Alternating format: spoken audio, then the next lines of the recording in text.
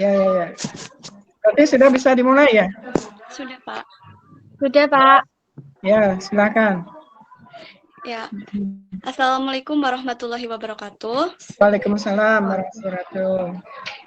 Terima kasih Bapak atas waktunya. Di sini saya akan memperkenalkan kelompok saya. Yang pertama saya sendiri, Anita Setia, di Prodi Pendidikan Biologi semester 7. Dan yang kedua ada Dionisia Putri Neham. Terus yang kedua ada Fajaria Sri Intan Handayani. Yang ketiga ada Nurul Indah Noviani. Dan yang kelima ada Rinaudi Batu. Sebelum wawancara dimulai ya Pak, silakan Bapak memperkenalkan diri dulu. Ya, sebentar suaranya kok jadi turun naik ya. Ya, ya. Nama Bapak Agus Taman, ya. Kebetulan mengajar di SMP Negeri 3 Kesupihan sejak tahun 2001. Ya, sudah hampir 20 tahun di sini terus. Ya, itu saja. Dulu Bapak kuliah di Fakultas Biologi UNSUD Purwokerto. Oke, silakan. Baik, terima kasih Pak. Selanjutnya saya langsung wawancarai Bapak ya. Oke, ya, silakan. Ya. Apa yang Bapak ketahui sih tentang teori evolusi? Oke, baik, terima kasih. Teori evolusi kalau secara definisi itu perubahan makhluk hidup yang berjalan cukup lambat, ya, lama sekali sehingga membutuhkan waktu. Ya. Karena lambatnya itu, maka dia butuh waktu yang sangat lama. Jadi tidak ujuk-ujuk jadi seperti itu. Ya, itu kira-kira seperti itu. Ya. Baik, yang selanjutnya ya Pak, apa yang Bapak ketahui tentang teori Lamarck, Darwin, dan seleksi alam? Oke, baik. Tentu orang ya para ahli dulu ya, itu seperti Lamarck dan Darwin, itu kan dia melihat fenomena alam. Ya, kalau Bapak Lamarck itu melihat fenomena alamnya berdasarkan penampakan wujudnya saja, ya. Jadi misalkan, ya, yang teori jerapah, ya, bahwa menurut beliau jerapah itu kenapa sekarang lehernya panjang, itu karena awalnya berleher pendek. Nah, kemudian karena kebiasaan-kebiasaan dia menjangkau daun-daun yang tinggi, maka kemudian lehernya menjadi panjang. Oleh sebab itu, menurut beliau, sifatnya itu kemudian diturunkan pada keturunannya, sehingga yang berleher pendek tidak ditemukan lagi. Nah, kemudian kalau menurut Bapak Darwin, ya, bahwa jerapah itu semula atau awalnya memang sudah ada dua jenis, yaitu yang berleher pendek dan berleher panjang. Cuman yang berleher pendek itu kemudian kalah bersaing dengan yang berleher panjang, ya, dalam mendapatkan makanan. Nah, karena kalahnya ini, maka dia kemudian menjadi punah. Ya, berarti dia terseleksi, ya. Jadi masuk pada teori seleksi nantinya, seperti itu. Ya. Baik, selanjutnya ya Pak, adakah keuntungannya jika kita mempelajari teori evolusi? Jelaskan Pak. Oke, tentu ya, sangat bermanfaat teori evolusi ini, ya, karena teori evolusi ini mendasari hampir semua cabang-cabang ilmu biologi, ya. Nah, seperti halnya nanti ada taksonomi, kemudian hereditasnya Mendel itu juga dilandasi oleh teori evolusi, seperti itu. Ya. Baik, selanjutnya ya Pak, apa sih yang Bapak ketahui tentang manusia purba? Oke, terima kasih. Kalau manusia purba itu manusia yang zaman prasejarah, ya, yang kemudian dikategorikan oleh para ahli itu yang belum bisa melakukan aktivitas menulis, tulis menulis, seperti itu. Ya. Itu Baik, saja. terima kasih. Sekarang selanjutnya bertanya teman saya. Baik, Pak. Saya Fajri Intan Handayani. Di sini saya akan melanjutkan sesi wawancaranya ya, Pak. Iya, silakan.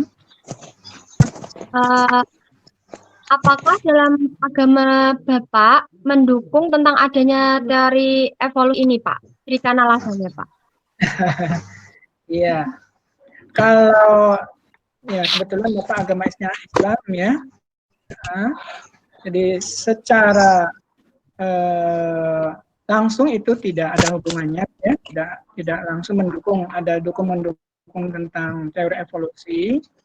Tetapi kalau melihat dasarnya teori evolusi bahwa makhluk hidup itu berasal dari satu sumber yang sama atau memiliki kemiripan-kemiripan, nah sebenarnya kita bisa mengatakan bahwa makhluk hidup itu berasal dari satu pencipta karena memiliki kesamaan, ya, itu. Jadi pasti ada yang menciptakannya itu sama, ya, yaitu Tuhan, ya, Allah Subhanahu Wa Taala. Jadi kita melihatnya ke situ saja, begitu. Baik, Pak. Yang berikutnya itu siapa manusia pertama menurut kepercayaan Bapak? Maksudnya menurut agama Bapak itu siapa sih manusia yang pertama ada di bumi ini? Ya, ya. Nah, kita tahu dalam agama Islam itu yang manusia yang pertama diciptakan itu adalah Nabi Adam alaihissalam. Itu yang bahan bakunya itu diambil dari tanah seperti itu ya.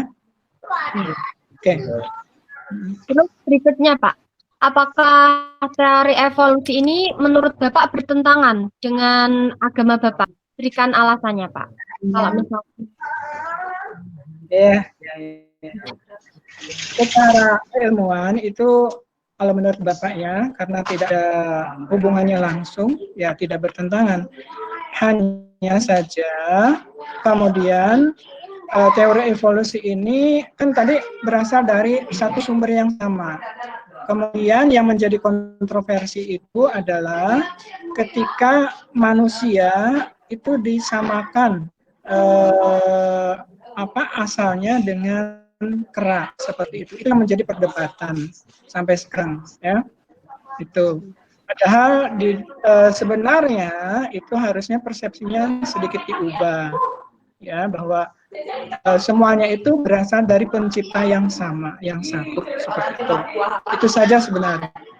Dan nanti dengan berkembangnya ilmu paleontologi ya, yang tentang fosil-fosil itu mungkin akan dapat memperjelas bila ada penemuan-penemuan baru yang mengarah pada bahwa penciptaan manusia itu berasal dari manusia lagi. Seperti itu.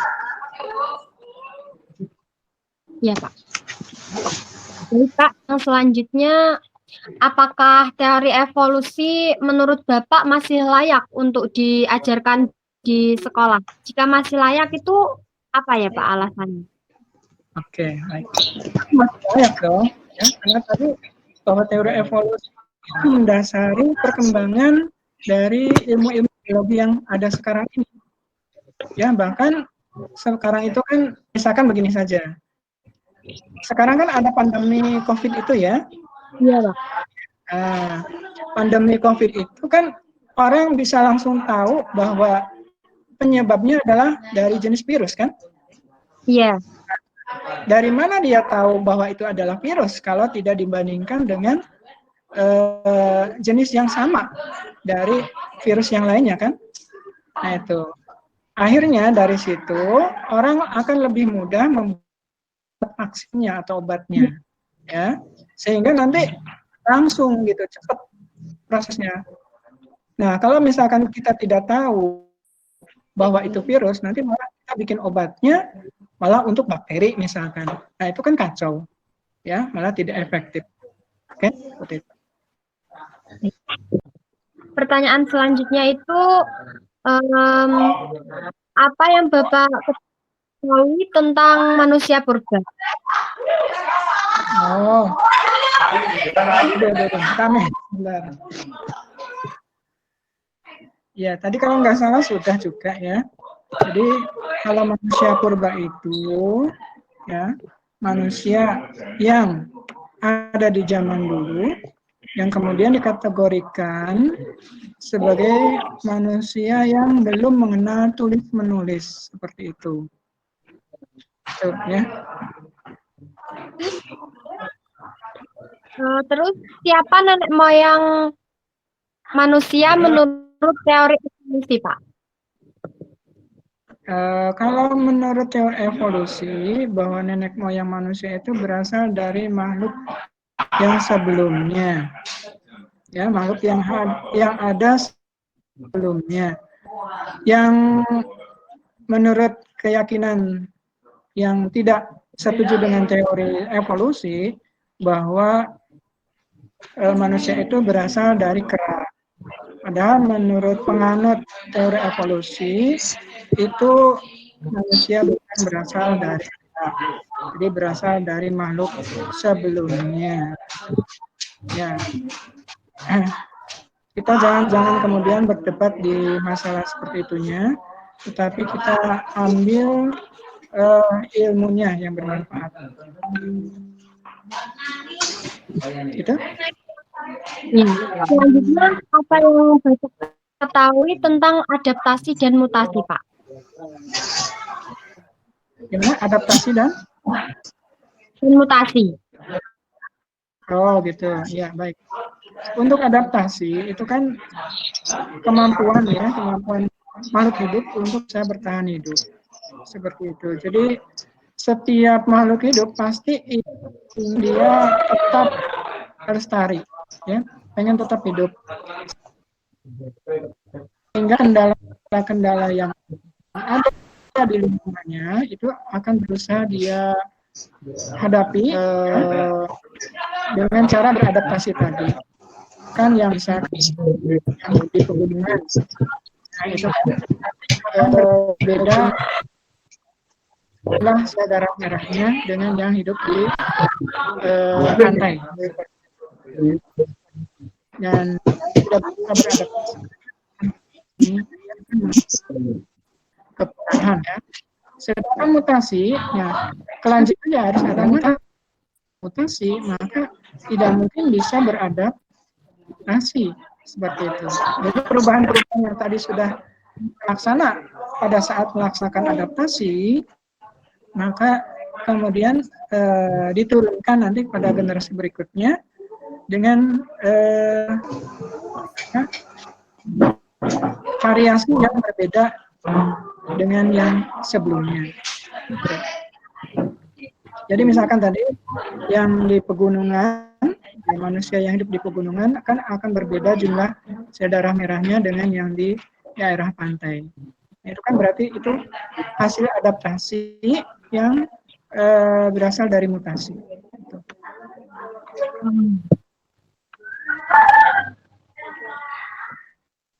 Ya, enggak? Iya. Ya. Terima kasih, Bang. Ya, sudah? Ya, silakan. Apakah teori evolusi masih layak diajarkan di sekolah atau tidak? Itu mengapa Pak alasannya? Oh iya, masih layak ya. Yang penting jangan terlalu membahas pada manusia berasal dari keranya itu yang jangan diperdebatkan ya. Tetapi secara umum bahwa teori evolusi itu mendasari ilmu-ilmu biologi yang lainnya ya. Seperti tadi Bapak bilang pewarisan sifat kayak gitu ya, keanekaragaman hayati gitu. Bahkan sampai nanti komputer science pun ya yang mengecek DNA itu sekarang sudah menggunakan komputer, ya sehingga pengecekan DNA itu lebih cepat. Itu apa ketahui Aduh, Illuminati? maaf suaranya putus-putus loh. Apa yang Bapak ketahui tentang Zionisme, Freemason, serta Illuminati? Oh, iya iya ya. Kalau itu Bapak tidak terlalu bukan bidang Bapak lah untuk menjawab seperti itu. Ya. Karena Bapak fokus di dunia pendidikan, ya. Jadi tidak mau ke arah sana karena bukan bidang Bapak. Nah, terima kasih. Selanjutnya, mengenai teori evolusi, apakah Bapak mendukung ataukah menolak atau mungkin ragu-ragu? Nah, itu alasannya itu apa? Oke, ya. Secara umum, ya secara ilmuwan, ya Bapak tidak mendukung sepenuhnya, juga tidak menolak sepenuhnya, tetapi bukan ragu-ragu, ya. Jadi ada sebagian yang kurang pas, ya, mungkin karena penemuan-penemuan bukti-bukti ilmiahnya kan bukan, ya. Apalagi teori evolusi itu kan sebagian besar database-nya adalah dari fosil-fosil, ya. Padahal fosil-fosil itu sulit untuk ditemukan. Dan kalaupun ditemukan, itu kan paling hanya bagian-bagian tertentu saja, tidak semuanya utuh seperti itu, ya. Sehingga mungkin nanti suatu saat ada penemuan-penemuan lagi yang lebih baik lagi, sehingga nanti bisa mendukung teori ini secara penuh atau mungkin malah menolaknya. Tapi secara umum dunia pendidikan dalam hal ini ilmu biologi itu banyak terinspirasi dari ilmu evolusi ini. Seperti itu. Nah, selanjutnya itu, menurut Bapak, mengapa teori evolusi, khususnya itu mengenai evolusi pada manusia, masih dipelajari sampai sekarang? Ya, ya itu memang ya untuk mengetahui, ya untuk mengetahui manusia itu ya, karena memang keinginan tahu kita itu kan biasanya loh kita itu rasanya dari mana ya kayak gitu. Nah kemudian dari teori evolusi itu menyebutkan bahwa makhluk hidup itu berasal dari makhluk hidup sebelumnya.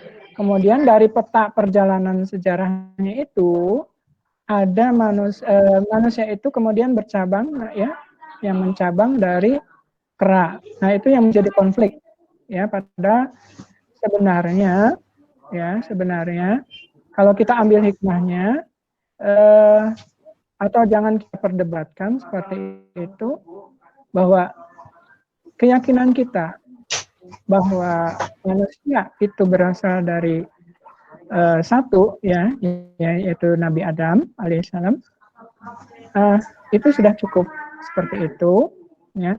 Jadi kemudian jangan disangkut pautkan dengan berasal dari kera. Memang saat ini di buku-buku pelajaran khususnya SMP SMA itu masih banyak menyebutkan bahwa manusia berasal dari kera. Padahal di dalam evolusi sendiri itu dia tidak secara jelas menyebutkan bahwa manusia berasal dari kera. Hanya menyebutkan bahwa makhluk hidup itu berasal dari makhluk hidup sebelumnya yang mengalami variasi seperti itu ya. Nah, dari reproduksi itu kan mesti ada timbul variasi kan. Sama dengan misalkan kita merupakan produk dari orang tua kita kan. Nah, walaupun ada kemiripan kita dengan orang tua, tapi kan tetap ada variasi seperti itu. Nah, variasi inilah yang kemudian oleh penganut teori evolusi ya bahwa nanti akan mengalami perubahan bentuk seperti itu atau perubahan makhluk hidup. Ya. Cukup? Ada lagi? Ada lagi.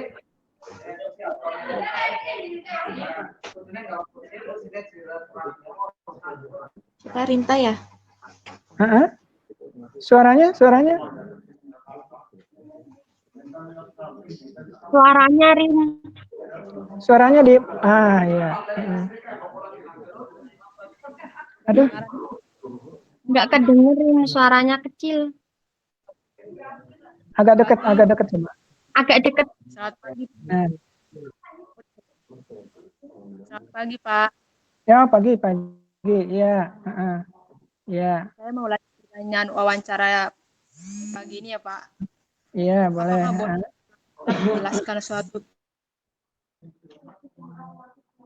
Aduh, hilang lagi suaranya. bertentangan dengan agama yang kita anut? Menurut Bapak gimana alasan? Aduh tadi ada yang terputus pertanyaannya. Saya ya, Pak. Suaranya ulangi lagi. Boleh jika kita menjelaskan suatu ilmu atau teori kepada orang lain atau peserta, tetapi bertentangan dengan agama. Kalau misalnya kita menjelaskan ilmu atau teori kepada orang lain. Oke. Ya. Maksud deh. Ya, jadi intinya bila kita mengajarkan sesuatu ilmu kemudian bertentangan dengan agama seperti itu ya. Bertentangan dengan agama kita. Itu intinya seperti itulah ya. Oke. Jadi memang dalam keilmuan itu kita harus fokus dulu ke ilmunya, ya, ke ilmunya. Jadi seperti hanya teori evolusi itu, yang kebanyakan kita tahu adalah perdebatannya tentang asal usul manusia yang berasal dari kera. Ya, padahal sebenarnya menurut teori evolusi itu dia tidak menyebutkan bahwa manusia berasal dari kera. Hanya dari perjalanan sejarahnya itu memang munculnya manusia dan kera itu berasal dari titik yang sama. Seperti itu. Jadi yang Bapak lihat di buku-buku pelajaran itu memang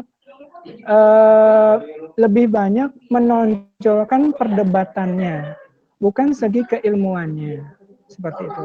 Jadi kalau kita mau menjelaskan kepada orang lain, ya kita gunakan segi dari ilmunya saja, seperti itu. Ya, jangan diperdebatkan sesuatu yang itu saja masih belum jelas. Ya, perdebatan itu kan masih belum jelas, seperti itu. Karena ya mungkin ke depannya akan ditemukan lagi bukti-bukti yang memperkuat apakah betul teori evolusi itu atau tidak. Ya kan? Namanya ilmu pengetahuan kan seperti itu.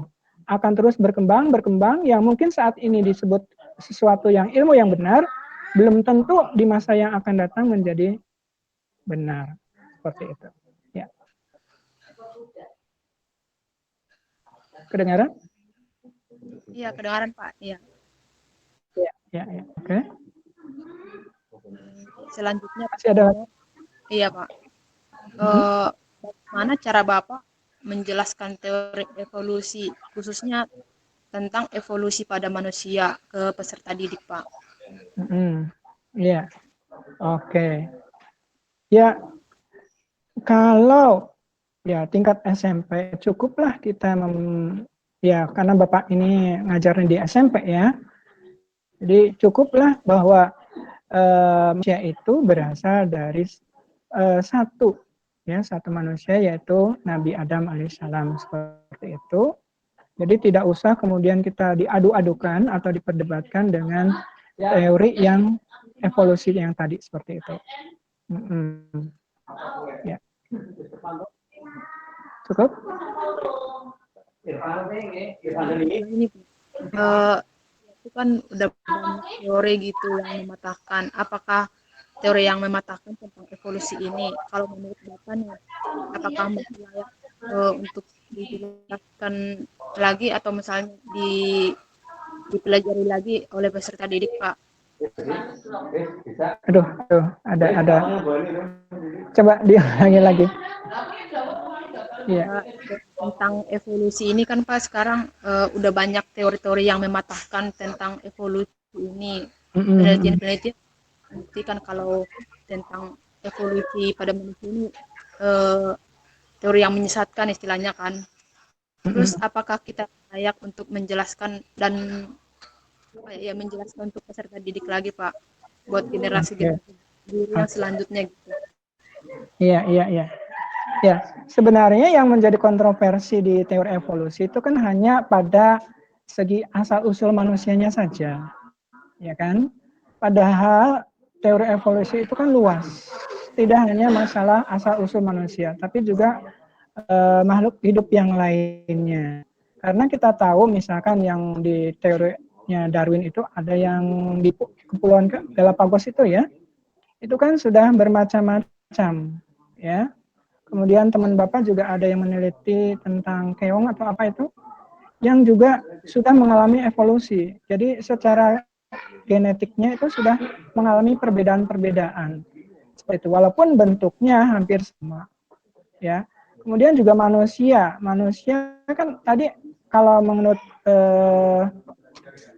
keyakinan kita itu kan berasal dari satu, ya. Tetapi kenapa kok bisa ada yang berkulit hitam, ada yang berkulit putih, ada yang berkulit seperti kita, seperti itu, ya. Jadi itu kan tidak bisa kita pungkiri seperti itu, ya. Jadi bahwa masa asalnya satu kok bisa berbeda-beda, ya kan? Nah berarti kan itu ada suatu proses yang menunjukkan bahwa teori evolusi itu tidak sepenuhnya salah, seperti itu.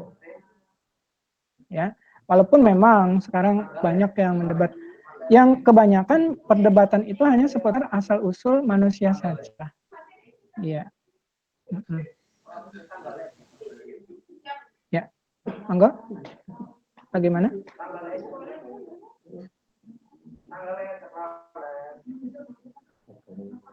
Jelas Pak. Ya. Terima kasih Bang. Ya, sudah? Oke. Mohon maaf mengganggu waktunya Pak. Ya, sama-sama, nggak apa-apa. Bapak senang bisa membantu kalian, ya. Mudah-mudahan kalian nanti bisa menjadi penerus, ya. Karena Bapak sudah tambah lanjut begini, ya. Nah, siapa lagi kalau bukan kalian yang nanti meneruskan perjuangan kami ini. Tinggal nanti kalian, ya, kalau dalam ilmu pengetahuan, ya, itu jangan kemudian memperdebatkan sesuatu yang belum jelas keilmiahannya. Karena di dalam keilmuan itu harus ada bukti-bukti yang jelas.